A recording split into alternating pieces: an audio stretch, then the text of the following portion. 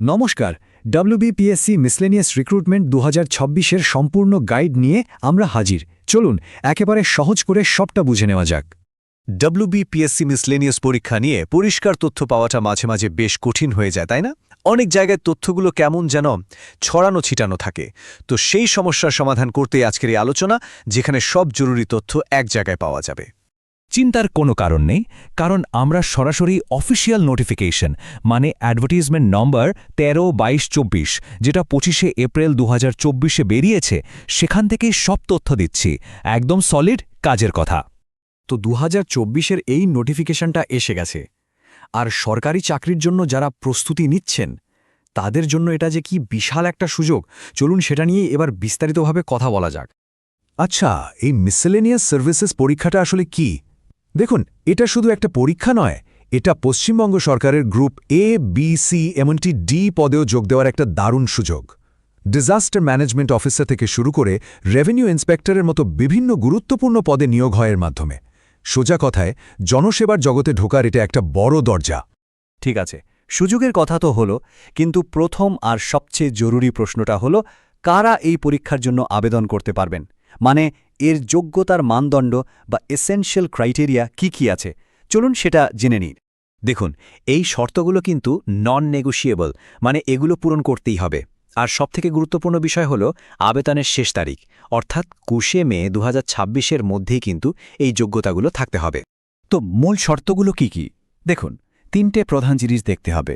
প্রথমত, এডুকেশন, মানে যে কোনো স্বীকৃত ইউনিভার্সিটি থেকে একটা গ্র্যাজুয়েট ডিগ্রি থাকতে হবে। দ্বিতীয়ত, বয়স, 1 জানুয়ারি 2024 অনুযায়ী বয়স হতে হবে 20 থেকে 39 বছরের মধ্যে। আর তৃতীয়টা হলো ভাষা, বাংলা পড়তে, লিখতে এবং বলতে জানতে হবে। হ্যাঁ, নেপালি ভাষীদের জন্য অবশ্য ছাড় আছে। এবার আসি বয়সের ছাড়ের কথায়। এটা কিন্তু একটা খুব গুরুত্বপূর্ণ বিষয়। তবে মনে রাখতে হবে, এই ছাড়টা শুধুমাত্র পশ্চিমবঙ্গের প্রার্থীদের জন্যই।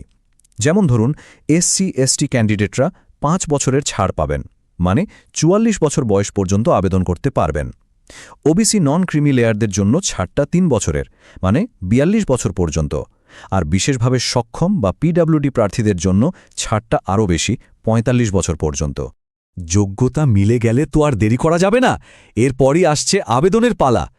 এখানে কয়েকটা তারিখ আছে যেগুলো একদম ক্যালেন্ডারে মার্ক করে রাখতে হবে। চলুন আবেদনের পুরো রোডম্যাপটা দেখে নিই। দেখুন, এই ডেটগুলো কিন্তু মিস করা যাবে না। অনলাইন অ্যাপ্লিকেশন শুরু হচ্ছে 30 এপ্রিল, আর শেষ তারিখ হল 20 মে বিকেল 3টে পর্যন্ত। আবেদন বা ফি পেমেন্টের জন্য এটাই কিন্তু ফাইনাল ডেডলাইন। এরপর 22 মে থেকে এডিট উইন্ডো খুলবে, যেটা 28 মে বিকেল 3টায় বন্ধ হয়ে যাবে। তো শেষ দিনের জন্য একদম অপেক্ষা করা চলবে না। তো আবেদনটা করবেন কিভাবে? প্রসেসটা খুব সহজ। প্রথমে WBPSCর অফিসিয়াল ওয়েবসাইটে যান, wbpsc.wb.gov.in। সেখানে গিয়ে হয় নতুন অ্যাকাউন্ট বানান অথবা পুরনোটা দিয়ে লগ করুন। এরপর ফর্মটা মন দিয়ে ফিল করতে হবে, নিজের সব পার্সোনাল আর এডুকেশনাল ডিটেলস দিয়ে। তারপর নিজের ফটো, সই আর যা যা ডকুমেন্ট চেয়েছে সেগুলোর স্ক্যান কপি আপলোড করুন। ফিটা অনলাইনে পেমেন্ট করে ফাইনাল সাবমিট করে দিন। আর হ্যাঁ, অবশ্যই অ্যাপ্লিকেশনের একটা প্রিন্ট আউট নিজের কাছে রেখে দেবেন। অ্যাপ্লিকেশন ফি কত? জেনারেল বা OBC প্রার্থীদের জন্য ফি হল 160 টাকা।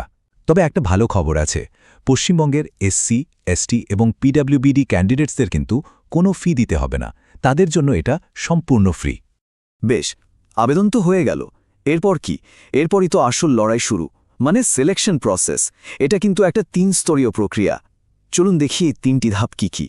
এ পুরো সিলেকশন প্রসেসটা একটা লম্বা যাত্রার মতো, যার 3টে স্টেজ আছে। প্রথম স্টেজটা হলো প্রিলিমিনারি পরীক্ষা। এটা একটা অবজেক্টিভ টাইপের স্ক্রিনিং টেস্ট।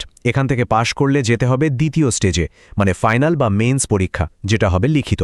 আর সবশেষে ফাইনাল স্টেজটা হলো পার্সোনালিটি টেস্ট, মানে ইন্টারভিউ। এই 3টে ধাপ পেরোলেই কিন্তু বাজিমাত। যে কোনো পরীক্ষার প্রস্তুতির জন্য তার প্যাটার্ন আর নম্বর বিভাজন জানাটা কিন্তু অর্ধেক কাজ এগিয়ে দেয়। দেখুন, প্রিলিমিনারি পরীক্ষাটা হবে 200 নম্বরের। এর মধ্যে জেনারেল স্টাডিজ থেকে 150 আর অ্যারিথমেটিক থেকে 50 নম্বর থাকবে। সময় পাবেন 150 মিনিট। আর মেইনস পরীক্ষাটা কিন্তু বেশ বড়, মোট 450 নম্বরের। 3টে পেপার আছে, ইংরেজি 150, বাংলা বা অন্য কোনো ভাষা 150, আর জেনারেল স্টাডিজ ও অ্যারিথমেটিক মিলিয়ে আরও 150। বুঝতেই পারছেন, প্রস্তুতিটা জোরদার হতে হবে।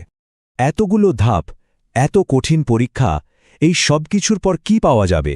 অবশ্যই একটা সম্মানজনক চাকরি আর তার সাথে দারুণ স্যালারি। চলুন এবার দেখে নেওয়া যাক সাফল্যের পুরস্কারটা ঠিক কেমন। বেতনের কাঠামোটা মূলত দুটো পে লেভেলে ভাগ করা। পে লেভেল 10-এর ক্ষেত্রে স্যালারি শুরু হচ্ছে 32,100 টাকা থেকে, যেটা বেড়ে 82,900 টাকা পর্যন্ত যেতে পারে। Assistant child development project officer বা ডিজাস্টার ম্যানেজমেন্ট অফিসারের মতো পদগুলো এই লেভেলে পড়ে। আর পে লেভেল 9-এর স্যালারি 28,900 থেকে 74,500 টাকার মধ্যে। এখানে রেভিনিউ ইন্সপেক্টর বা অডিটরের মতো পদগুলো রয়েছে। কি কি পদে চাকরি হতে পারে তার একটা ঝলক দেখা যাক। দেখুন এখানে কত ধরনের কাজের সুযোগ রয়েছে।